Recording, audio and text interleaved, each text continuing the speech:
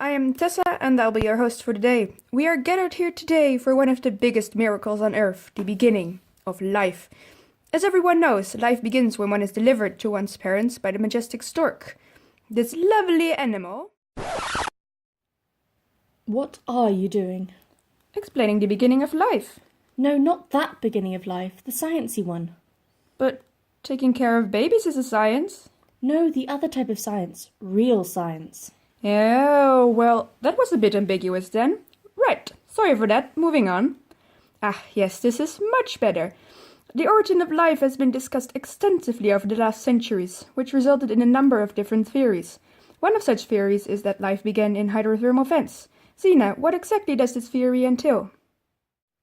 Hydrothermal vents are the result of seawater filtering down through fissures in the ocean crust, close to spreading centres or subduction zones, places on Earth where two tectonic plates move away or towards one another. The cold seawater is then heated by hot magma and re-emerges as mineral-charged water which forms the vents. There are two types of these vents, black and white smokers. The black smokers were the first to be discovered and get their name from the black smoke produced by the high sulfide levels reacting with the cold ocean water. However, it is the white smokers, which were discovered a few years later in 2000, that are considered to be the more likely site for the origin of life, as they vent alkaline fluids and have a more stable temperature range of 45 to 90 degrees Celsius, rather than extremes of up to 400 degrees Celsius. The vents themselves are made of porous olivine rock. Michael Russell's theory suggests that the pores in the hydrothermal vent chimneys provided templates for cells. This, along with the catalytic iron-nickel sulfide minerals, allowed for the reduction of carbon dioxide and the production of organic molecules, which led to the first self-replicating molecules and eventually true cells with their own membranes.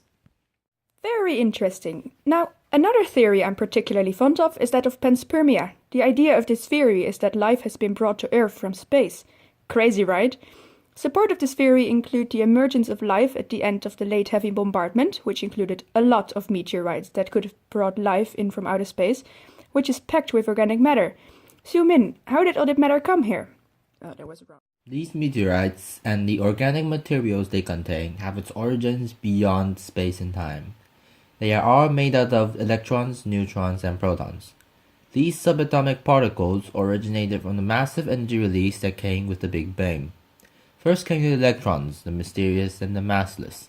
It has been said that one can never pinpoint its location, according to a German dude named Heisenberg. But he is Bavarian, so he could also be drunk that day and lost sense of direction.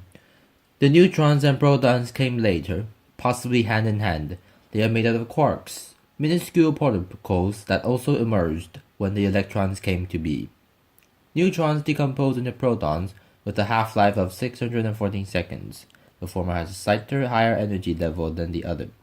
Interestingly, the mechanism that changes free neutrons into protons also have a major role to play in the properties of isotopes. Sounds about right. Now, that half-life you were talking about seems like a very useful concept. Could this half-life be used to date the origin of life, Ingrid? It can. First, however, we need to know what isotopes are. Isotopes are atoms that have the same atomic number, so the same number of protons, but different mass numbers, so different numbers of neutrons. Most elements have several naturally occurring isotopes, and these isotopes can be more or less stable. The atom will prefer the isotopic form in which it is the most stable and will decay into this preferred form. The rate at which an atom decays is measured in half-life and was discovered by physicist Ernest Rutherford. The half-life is how long it takes for half of the parent isotope, which is the unstable form, to decay into the daughter product, which is the stable form.